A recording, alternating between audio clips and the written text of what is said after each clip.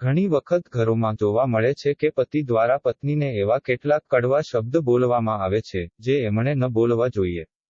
એવું બોલવાથી માત્ર ઘરમાંથી માતા જ લક્ષ્મી નથી રિસાઈ જતી પરંતુ બરકત પણ જતી રહે છે. એમાંથી ઘરમાં કોઈ પ્રકારની શુભતા રહેતી નથી. ઘરમાં પત્નીને ઘરની લક્ષ્મી માનવામાં આવે છે. સ્ત્રીને માતા લક્ષ્મીનું સ્વરૂપ માનવામાં આવે છે. તેમનો અનાદર કરવો અથવા તેમને કડવું અથવા અપમાનજનક કની પણ કહેવાથી ઘરમાં ક્યારેય લક્ષ્મીનો વાસ નથી થતો અને ઘરમાં નકારાત્મક શક્તિનો પ્રવેશ થાય છે. તેથી પોતાની પત્ની જ નહીં પણ કોઈ પણ અન્ય સ્ત્રી સાથે વાત કરતી વખતે કેટલીક બાબતો ધ્યાનમાં રાખો અને કેટલીક વાતો બિલકુલ ન બોલો. તમારી પત્ની સાથે વાત કરતી વખતે ક્યારેય તેની સાથે દુર્વ્યવહાર ન કરો. તેની સાથે દુર્વ્યવહાર કરવાથી તમારા ઘરમાં ક્યારેય માતા લક્ષ્મીની કૃપા નહીં આવે. આ લખી લો કે તમે તમારી કારકિર્દીમાં ક્યારેય ઊંચા ઉડી શકશો નહીં. જો તમારી પાસે પૈસા આવે તો પણ તે ક્યારેય ટકશે નહીં.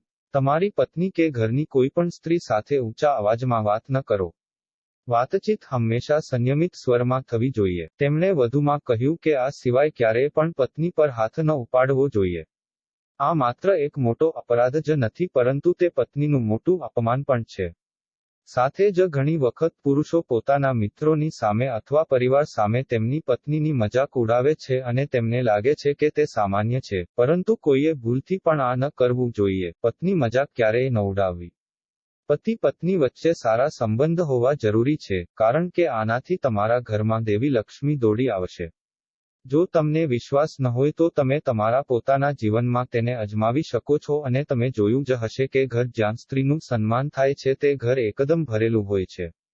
તે ઘરમાં ક્યારેય ગરીબી અને પૈસાની અછતની પરિસ્થિતિ નથી. તેમણે વધુમાં કહ્યું કે પત્નીને નાની નાની જરૂરિયાતો માટે પણ ક્યારેય તકલીફ ન આપવી જોઈએ.